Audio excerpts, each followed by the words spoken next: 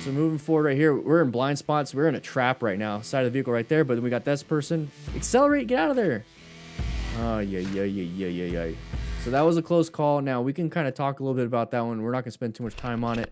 All right, so we're gonna get to this position right here. Now this right here, we have an escape path. We can go forward or backwards. We can go right or decelerate is backwards. But we're starting to get into more of a trap going on here, especially if we start hanging out right here. So we went to pass and now we're going the same speed, kind of hanging out.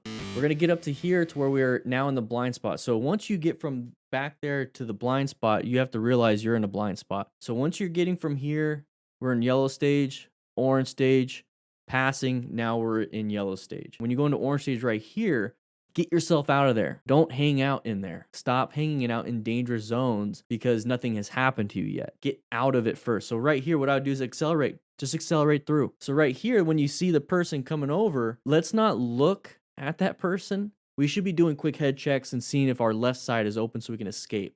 Or we can accelerate and get ourselves out. Or we can apply the brakes and get ourselves out. Doing this right here with the hand, we just lost all power to the rear wheel. We lost all power. We're actually decelerating now, so we're stuck in this spot. This person's probably accelerating. We're probably decelerating. We're probably going to be hanging out next to them. Stop hanging out next to people. Get yourself out of there. This is a primary control for a reason. Accelerate out or apply some progressive brake pressure to get out of it that way too.